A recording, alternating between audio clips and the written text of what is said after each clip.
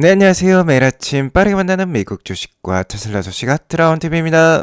오늘 나스닥이 무너지고 테슬라도 400불을 깨고 내려왔습니다. 시장의 하락과 함께 테슬라도 하락을 했는데요. 어떤 기관에서는 테슬라의 급락 이유를 세 가지로 알려주고 있어요. 자, 하지만 이에 대한 반박을 해보도록 하겠고요. 동트기 전이 가장 어두운 법입니다. 테슬라는 점점 매수 찬스에 가까워지고 있는 것 같아요. 오늘도 인사이트 가득한 소식이 많으니까 시청하시기 앞서 구독, 좋아요, 알람 설정 꼭 눌러주시기 바라겠습니다. 자, 일단 월요일장 그간 상대적으로 양호했던 다우지수도 1.66% 빠지고요. 나스닥도 1% 넘게 빠졌습니다. 대형 기술주 위주로 좀 하락했다라는 것을 알 수 있겠는데요. 지난 금요일장에 좀 희망을 봤었어요. 미 연방대법원이 트럼프 미국 대통령의 사고관세 부과를 위법으로 판결을 내렸었습니다. 자, 하지만 주말 사이에 트럼프가 이를 좀 뒤엎는 분위기예요. 연방 대법원에 위법 판결이 있자 트럼프 대통령은 즉각 10%의 보편 관세를 부과하겠다라고 밝혔었는데요. 주말 사이에 이를 15%로 인상한다라고 밝혔습니다. 또한 연방 대법원이 위법하다고 판결한 내용을 이용하려는 국가에 대해서는 보복성으로 더 높은 관세를 부과하겠다라고 밝혀버렸어요.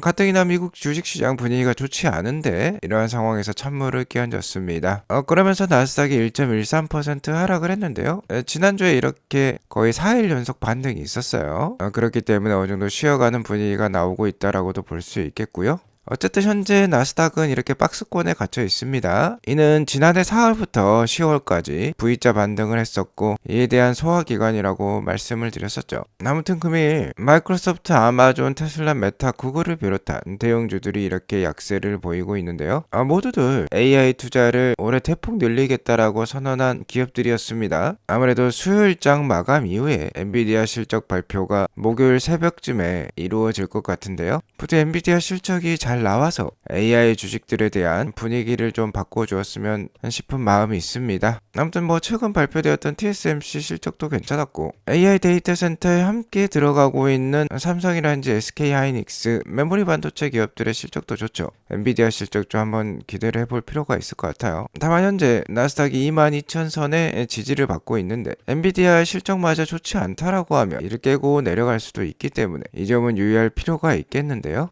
어쨌든 좀 더 길게 보고 투자하실 필요가 있겠습니다. 2026년을 통틀어 봤을 때 11월에 중간선거가 있고 중간선거까지 주가가 부진하다라고 하면은 트럼프 대통령의 공화당은 참패를 할 수밖에 없을 것입니다. 2026년 5월에 연준의장도 바뀔 예정에 있기 때문에 올해 11월 전까지 금리 인하는 2번 정도 이루어질 것이고 이에 따른 주가 반등 충분히 기대를 해볼 수가 있어요. 오늘 주식시장은 좋지 않았지만 올해 첫 금리 인하가 될 6월달 금리 인하 확률은 어제 대비 상승한 모습을 보이고 있습니다. 그러니까 상반기에 주가가 좋지 않다라고 하면 저가 매수 찬스로 이를 살릴 필요가 있을 것 같아요. 테슬라는 금일 400불이 무너졌어요. 2.9% 하락한 399.83불로 마감을 했습니다. 다시 한번 초점 테스트를 하러 가는 것 같은데 테슬라 역시 미국의 대형주이기 때문에 다른 대형주들 하락과 함께했다라고 볼 수 있겠고요. 현재 미국 주식시장이 약한 이유는 지난해 크게 상승을 했기 때문에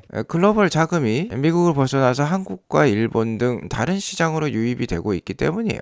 최근 4주간 글로벌 주식형 펀드로 646억 달러나 순유입이 되었다라고 하는데요. 이는 사상 최대 규모라고 합니다. 자, 이렇게 불기둥이 솟구친 거 우리가 확인을 해볼 수 있는데요. 이 중에 한국 주식시장으로는 6주 연속 순유입이 기록이 되면서 누적 177억 불이나 들어왔다라고 해요. 이 역시 사상 최대 규모라고 합니다. 자, 그러니까 우리나라 주식시장이 센 이유를 알 수가 있겠죠. 그렇기 때문에 미국 주식시장 대형주에 속하고 있는 테슬라 역시 약세를 보이고 있다라고도 볼 수 있겠고요. 테슬라 주가의 하락세 세 가지 이유가 있다라고 말씀을 드렸죠. 이 벤진가라는 곳에서 테슬라 주가가 계속 하락하고 있는 이유에 대해서 알려주고 있습니다. 자, 한마디로 요약을 하자면 로보택시와 AI에 올해 200억 달러를 추가적으로 쏟아부을 예정이지만 분업인 자동차 판매에서 부진하고 있기 때문에 테슬라 주가가 약하다라고 얘기를 하고 있습니다. 솔직히 이 말이 좀 맞는 부분도 있어요. 사실 실적으로만 본다라고 하면 현재 테슬라 주가가 400불대 전후를 보여주고 있는데 이 정도 버텨주는 것만으로도 다행인 모습입니다. 4분기 누적 즉 12개월 TTM 기준으로 봤을 때 영업이익은 이렇게 계속해서 하락하는 추세를 보이고 있어요. 영업이익률도 떨어지는 모습이죠.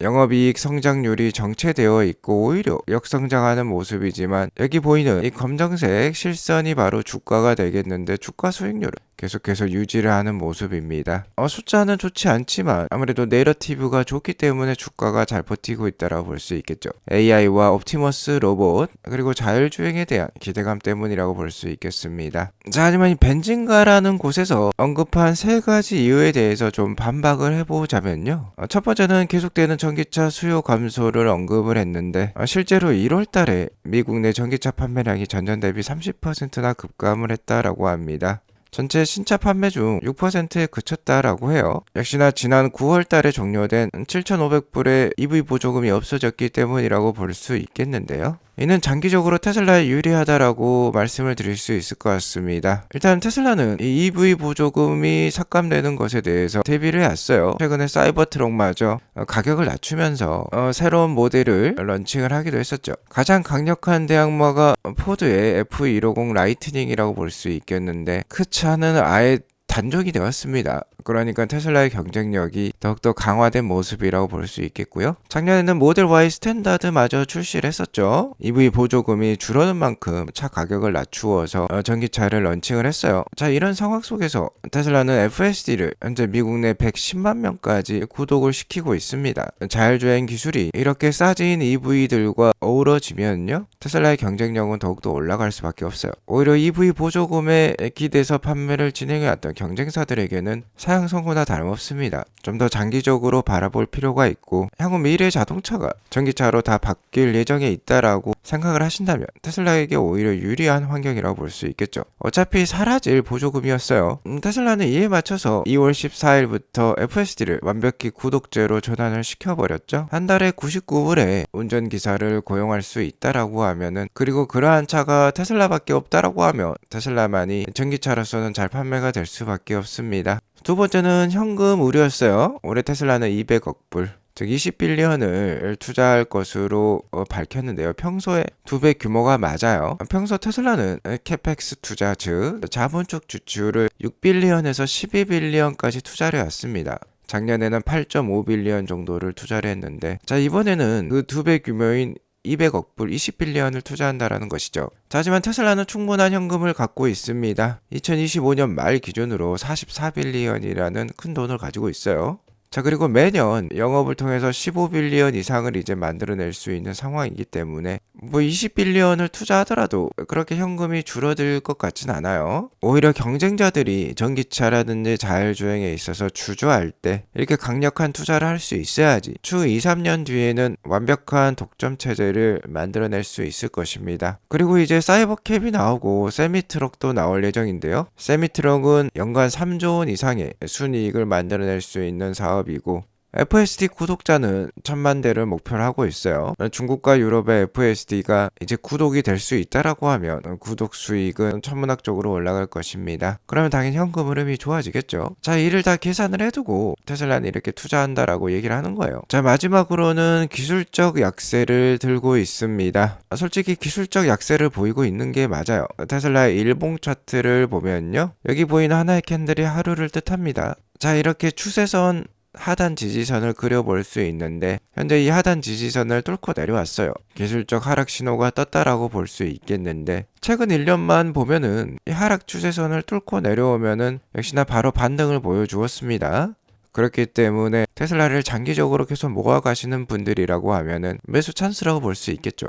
주봉 차트도 마찬가지입니다. 여기 보이는 하나의 캔들이 한 주를 뜻하는데요. 23년부터의 주가가 나와 있어요. 주봉 차트로 보면 여기 보면 50주 이동 평균선이 테슬라의 저가권을 보이고 있다라고 볼 수 있겠는데, 아직까지 50주 이평선이 있는 곳이 370불대입니다. 현재 399불 정도니까 괴리가 있다라고 볼 수 있겠는데, 추가적인 하락이 더 나올 수 있겠죠. 주봉으로 봤을 때. 하지만 만약 테슬라가 370불을 전후로 하락을 한다라고 하면은 1년에 한 번 정도 오는 매수 찬스라고 볼 수 있겠습니다. 자, 어쨌든 테슬라는 4월까지 굉장히 좋은 소식들을 앞두고 있어요. 이런 상황에서 주가가 하락을 했다라고 하면은 당연히 매수 찬스인 게 저는 맞다라고 생각을 합니다. 그리고 최근에 빅테크 기업들이 올해 AI 데이터 센터 투자를 크게 늘리기로 했는데 아마존, 구글, 메타, 마이크로소프트와 같은 경우는 치킨 게임에 들어갔다라고 볼 수 있겠어요. 투자에서 지지 않아야지 데이터 센터 매출, AI 매출에서 우위를 점할 수 있을 것입니다. 하지만 테슬라는 다른 사업 영역이죠. 피지컬 AI란 말이에요. 그렇기 때문에 지금 이러한 투자는 치킨 게임이 아니라 독점 게임을 하고 있다라고 볼 수 있어요. 오늘 이렇게 다 같이 하락을 보여주었지만 테슬라는 다르다 이겁니다. 특히 미국 내 판매량 우려가 있지만 미국에서 판매가 덜 되는 만큼 다른 국가에서 늘리면 돼요. 특히 테슬라가 최근 한국에서 굉장히 선전을 하고 있는데요. 테슬라는 작년 1분기에는 4,800대 정도를 팔았다라고 합니다. 근데 현재 이제 2월 말인데요. 상하이 기가팩토리에서 인도받은 차량이 벌써 15,000대라고 해요.